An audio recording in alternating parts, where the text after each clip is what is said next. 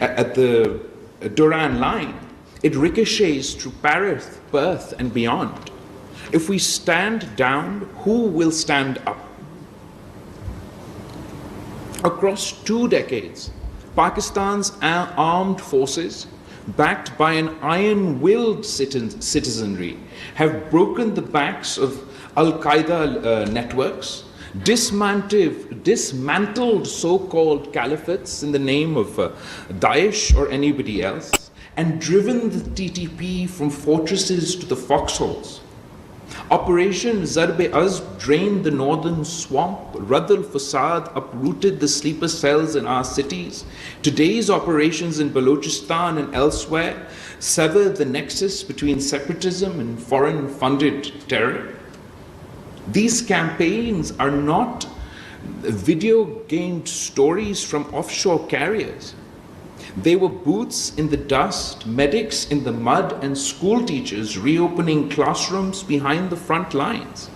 The world enjoys the light of conferences that debate violent extremism.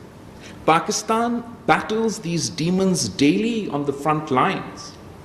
Our roads scarred with IED and suicide bomber craters are the tariff we pay so the rest of humanity may commute in peace. Is it too much to ask that the visa desks respect the Pakistani passport that guards their peace? That multilateral lenders price our courage into their risk models? That media houses spell Pakistan without the lazy prefix of troubled? Respect is the minimal dividend of sacrifice. And for across the Durand line, the Taliban regime was greeted by many as an inevitable fact. They promised the neighborhood stability. They delivered instead a 40% surge in militant attacks on Pakistani soil and a sanctuary for the TTP, the BLA, the ETIN, and so much more. We say to Kabul, sovereignty confers duty. Stop the exodus of fighters. Choke the traffic of arms, and honor the blood-priced Doha commitments, or be judged by the company you keep. I would like to propose some points for Pakistan and the conscientious world. One, we need equitable burden sharing. Terrorism, CT Finance, what used to be known as the Coalition Support Fund, cannot be a tip left on the table of counterterrorism. We ask for structured investment in counterterrorism, in counter-violent extremism, in modern technology and weaponry, the hardware for our resilience.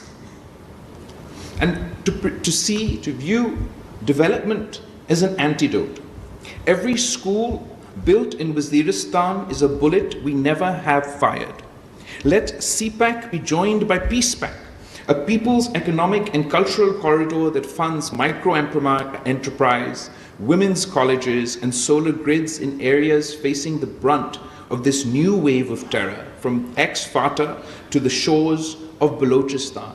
No counterinsurgency has achieved victory without first winning hearts and minds.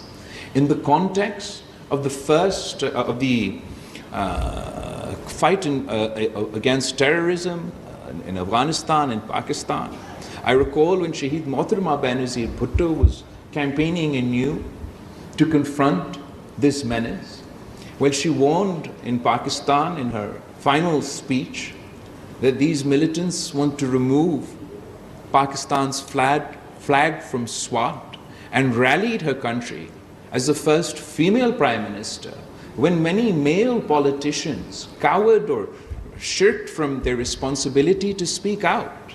She rallied her country and she said she would be the one to lead. She would be the one to raise Pakistan's flag in SWAT. She did so in a context. And the context was a global understanding about the next phase to combat violent extremism and terrorism within Afghanistan and Pakistan. Of course, it meant joint resolve and kinetic operations that we would ultimately begin in South Waziristan and North Waziristan, etc. But that kinetic action was to be coupled with investment in the hearts and minds of the people of Afghanistan and Pakistan.